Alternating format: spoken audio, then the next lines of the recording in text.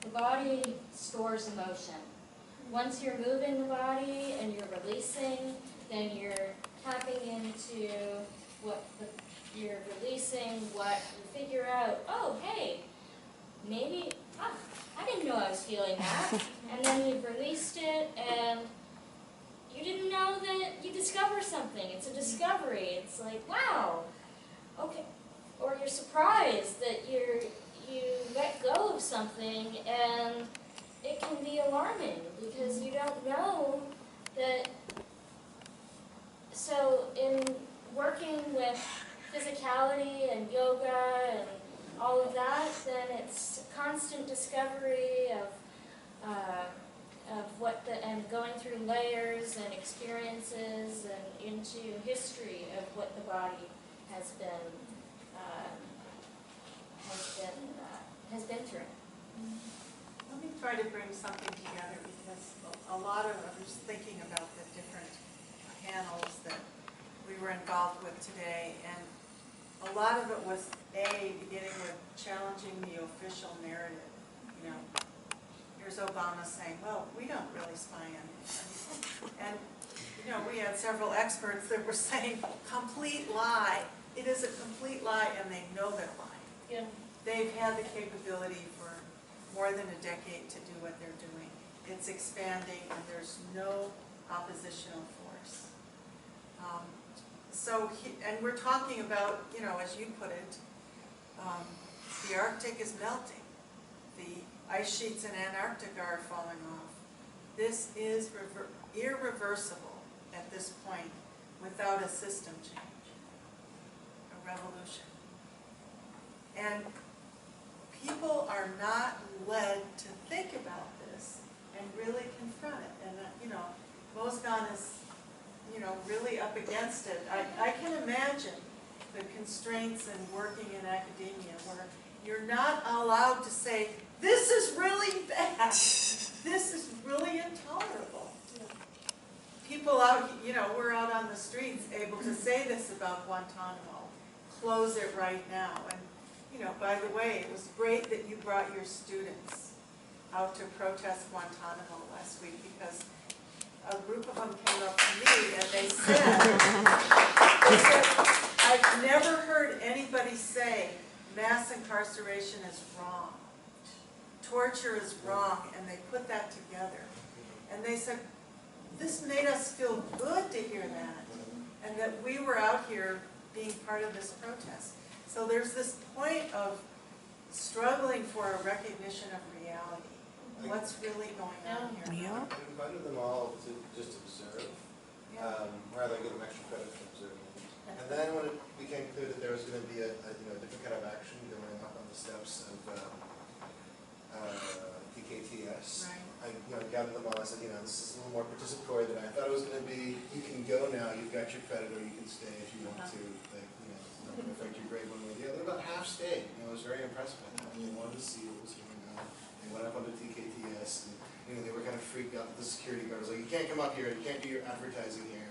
As if a protest is the same thing as a Victoria's Secret ad or something. So it was a very consciousness raising experience for them. Now that said, whenever I've come to a couple of these events sponsored by World Can't Wait, I know there's some relationship with the Revolutionary Communist Party, and I've lived in China for a while. I've talked to some people who don't have very good memories of Mao period. Obviously, aren't very fond of the Deng and post-Deng period either. But there are a lot of people who are ready to get on board with opposing Guantanamo, ready to get on board with opposing torture, ready to get on board with opposing U.S. war crimes, ready to get on board with opposing all kinds of things about the contemporary state of U.S. capitalism, who, as soon as they hear Revolutionary Communist Party, Mao Zedong is great, the Russian Revolution was over, they shut down and they go away. I'm potentially like that, because we got into a discussion. I disagree with almost everything he said as far as the Russian and Chinese revolutions being, fully liberatory. But I keep coming because at least you're doing the work, and other people aren't. And it's just a matter of how's the message going to be most effective, get across most effective. As you can see, there are a lot of people with very ordinary points of view, maybe even haven't formed an ideology or have a particular worldview yet, who are, recognize on some fundamental human level, this is wrong. We shouldn't be doing this. These babies should not be dying when they're going phosphorus poison. We shouldn't be destroying the environment. We shouldn't have these empirical wars. Like, that's sort of gotten on a very basic moral level. You don't need a whole lot of ideological apparatus to get that. And people, when they're told this is the ideological apparatus you need to have in order to continue to get this, they might go, I don't know, well, okay, if that's how it has to be, then I'll go somewhere else where I don't get told I have to have an ideological apparatus. So I think it's just a matter of, because obviously there must be something here that's motivated you to come out and do this over and over again. So there's a vision that, I really appreciate the animating vision. It seems to work very well in getting these panels together and getting the information, getting the protest out there. What's it going to take to, overcome that barrier of resistance, which I'm sure you get a lot. I mean, I'm not saying anything that I imagine comes as a surprise to you. So how is that going to be overcome? What's the most effective way to continue to mobilize without having that pushback? Well, this is an important thing. One, I'm glad you keep coming and are motivated to, as you do what you said, you want to stop these things, but you're also clear on where you differ with all this, and that is totally legitimate. And you should feel totally free to express that, for one. That should be the climate that we have, where we're, actually wrestling with what people think, and there's no, conformist compulsion, whatever you want to call it, because, that is not going to get us anywhere, and we don't want to go there. We don't want to live in that world. Who wants to live in that world? We live in that world. I thought we were trying to get to a different world, No, advertising doesn't affect how I think. Okay, having said that, I do think that, this is where, and you indicated that you'd read some of the Vakian stuff. I haven't. Oh, you haven't. Okay. Well, here's where I would, quote unquote, struggle with you, argue with you to do that, because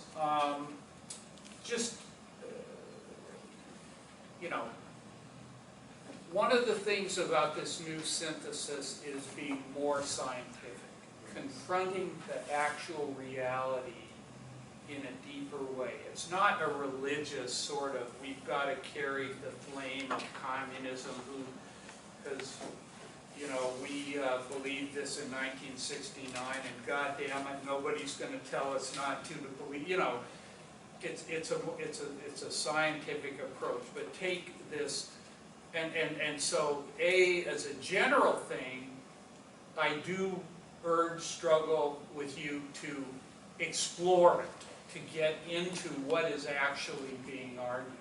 And here's one example of what you just mentioned. There was a special issue of the newspaper Revolution. It's an interview with Raymond Lodditz. You don't know what you think you know about the communist revolution, its history and our future, and so on. And I'm not going to rehearse this whole thing right now, but I want to say two things. Number one, the point isn't that Russia or China were fully liberatory. They weren't. This was the first time in human history the oppressed tried to create a different kind of society. There were great achievements, there were real limitations. How do we do better? You might compare it this way. Would you be on the side of Thomas Jefferson, the slave master, or Nat Turner, the slave who was rebelling?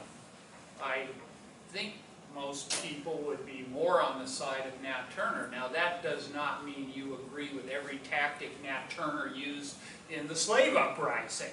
You know, I mean, I'm drawing an analogy here. This is by way of analogy. So, you know, so I think I would encourage you to, you know, to read this and find out what we're actually saying and summing up about it. But look, if we're serious about changing the world, we have to look very seriously at where this was done, what was positive, what wasn't, how to do better. You know, if we're not doing that, we're not being serious. We're just imagining something that we wish could happen, but we're not, as he was saying, doing the work to actually, and if you want to look at Avakian's new synthesis, what he's done is tease out even more contradictions of socialism than anybody had understood before, is one way to look at it. The other point that's made in here, and I'm going to make two other points. This stuff is cardinal, just foundationally important, what you're raising. The point is made in here is no history by memoir. You know, yes, sometimes memoirs and personal experience and whatever can indicate something. But look, none of us would judge the nature of the Civil War by watching Gone with the Wind, you know. I mean, or listening to people today in the South tell us, oh, that wasn't about slavery. We just wanted our culture. Yeah. No, that's not true. And can you find probably several million people from China who were privileged and didn't like the fact they're privileged, or were genuinely mistreated? Probably 500 million people there. You probably could do that, you know. But I think you would agree with you. I'm sure you're a serious thinker. But the other thing again that I think,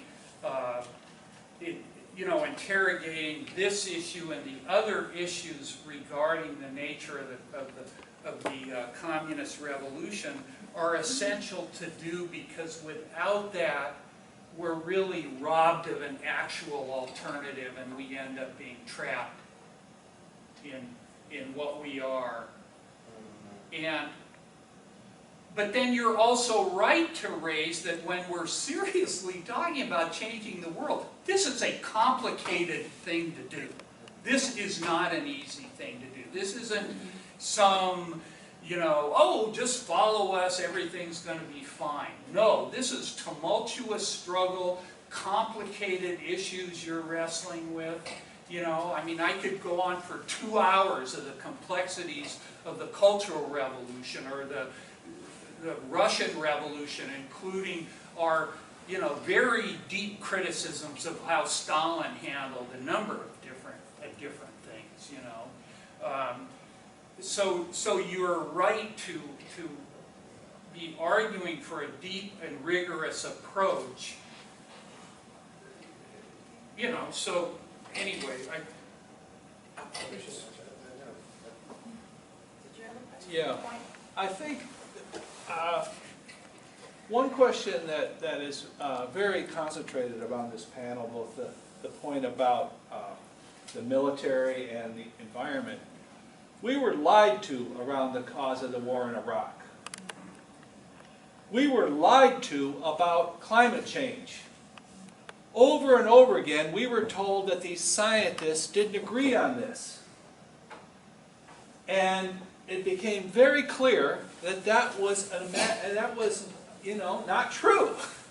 And this thing about, yeah, people can have different religious beliefs and all this kind of stuff, but there is only one world out there, and there is global warming, and all this stuff is happening, and we've got to fight for people to grab a hold of what the actual situation is.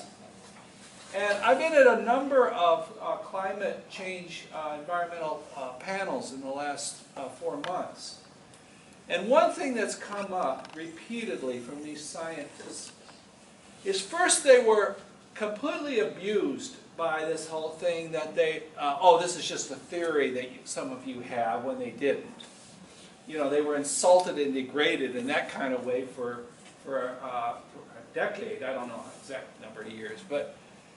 But now what they do is they make all these findings, and then various governments, including the US government, ignore them.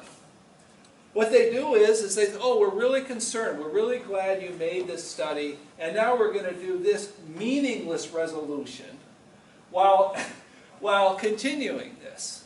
And as one person said in one of these panels, he said, I am tired of going to an international event and playing games while the planet is burning. Yeah. And this is, this is something that we really have to confront. And, I think following a little bit more on this is that these scientists are not all revolutionary. Most of them aren't, and some of them actually recoil a little bit around all this. After a revolution, we are going to need all of their knowledge, input, and initiative to figure this shit out. It ain't going to be easy. And one of the things about this new synthesis is that we've got to be able to constantly re-examine, re-interrogate, even things that we thought were, absolutely true, but then we look back on it. One example is this, I mispronounced her name, from India, Roy, Arundhati Roy. Most of us had this view that water, big dams, because they were renewable, source of energy, always support them. Great idea. That was, if you look back 15, 20 years, most of us thought this. But now we're seeing that it's more complicated, as she and some other people raised. After the revolution, we're going to welcome this kind of dissent. We've got to we've got to bring their knowledge into this. We're not going to have conferences where people are sitting and saying, you asked me to make this study, and now you're just going to do what you're going to do anyway. It's like, and this is a kind of atmosphere that we need to really engender and go with. And there's so much, and the anger you're saying, these scientists, imagine what they feel, when they see this stuff happening, and, You mean the climate scientists? yeah, the climate scientists, they're just enraged. But where is it going? It's pent up. It's not. Yeah. It's not going somewhere. You need this revolutionary program and so forth to actually give it a potential to be applied and for saving the planet. Okay. The destruction of the planet, as we've seen here, there's all kinds of ways in which it's being destroyed at this point. And as you were saying, the number of years we have left before it's totally gone are very few. And climate change is one, and toxic destruction is the other. And what we were seeing, in Iraq, and the pictures that you showed, and what you told us, that's like where it's all going. That's where it's horrendous now, but that's the direction we're all going. And what Kat was saying about health, both physical health and mental health, we're in pretty bad shape here. We're not to that extreme yet, but that's the direction we're going. And that's, you can see where it can all end. Both in climate change, which we're seeing all the time, and with more and more of these extreme weather things that are happening, and with the poisoning of and people, the children there, it happens here in people's health, but it's not that high percentage, but actually, there are directions. Actually, in the United States, I think what I keep always thinking about is that there is really no advocate for public health in the United States, because the scientists who are responsible to defend public health are usually very reluctant to emphasize the importance of things. For example, autism right now is a huge thing in the United States. Children are suffering from it leaps and bounds, like a huge number of children are affected by it. There's very clear evidence that shows it is because of neglect of making these, serums and things like that. And it's very clear that something went really wrong when they were doing this. And now you're seeing all these numbers of children with autistic, a whole range of autistic diseases, autistic-like conditions. But I really feel that for example, EPA, that's supposed to be a protective organization that protects public interests, right? EPA has many, many problems in that their scientists are also, for a long time, sometimes they worked for the industry, they come back and, so these kinds of things are kind of not made very clear to the public in the United States. The public doesn't question that. If as an EPA or an FDA scientist says something, then there is no follow-up to see. Sometimes there is information comes out and says, well, this person could not be unbiased because they worked for 10 years for some big company. But these kinds of things, they don't get as much exposure, and so the society doesn't get the necessary education in stopping these things. If you work for 15 years for Pfizer, you cannot be on any committee in the FDA or EPA because you have interests in big company, big corporations. You can't make decisions because you are financially depending on them. There are people who are deans of universities, and they've had conflicts of interest. Yet they have gone ahead and declared things, and that stuff has gotten, momentum and moved on. Later they found out this guy can't even make any judgment because he's got huge conflict of interest. So these are the things that are left sort of like not really discussed. You guys are calling each other. So basically what I'm saying is like the public is left really undefended in society. It's that is my conclusion, that there is nobody who really defends the public, specifically public health. It's so mixed up with corporations. I showed you the slide on military support for research. When a scientist is owned by the Department of Defense, when your livelihood, your research, your student funding comes from the Department of Defense, there's no way you can object to anything. A lot of times you can't even share your findings. A lot of times, 100% of times, if you are funded by the Department of Defense, you cannot share your findings with other scientists, which also gives a kind of way to the fact that a lot of people say, are we academically free? Academic freedom has to do with free exchange of ideas. It's not possible. It's totally not possible in the situation that we have today that scientists can exchange their ideas freely. Because when you have billions of dollars of Department of Defense funding, you can't share that information with anyone. It's secret. So once we have those kinds of conditions, you can see what I'm trying to get at. We have problems. There are problems in that we don't have academic freedom. We have problems in that our sources of funding direct us towards more militarization, and it's a problem. Can I just make one quick point? The fact that our monetary system has been completely the fact that our monetary system has been completely disconnected from reality is at the source of most of our problems. Mozhgan has to leave, and Thank you, guys. But I want to say just a note, in addition to thanks, and that's that, look, World Can't Wait, the Movement for Revolution, the scientists, I'm really struck by something that Mozhgan said, that the U.S. military has left everywhere it's gone a total environmental wreck. Yeah, and it's completely known. And Larry said the U.S. savages countries, right? Yeah.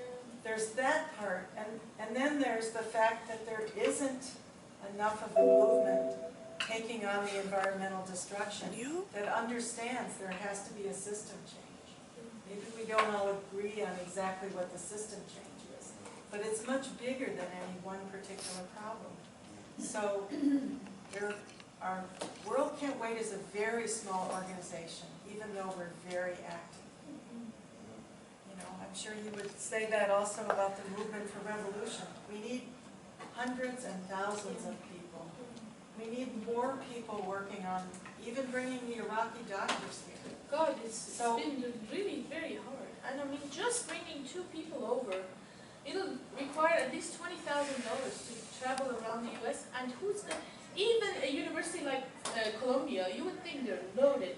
They're like, well, we have no money to support this. So maybe we can give you about a couple $100 honorarium.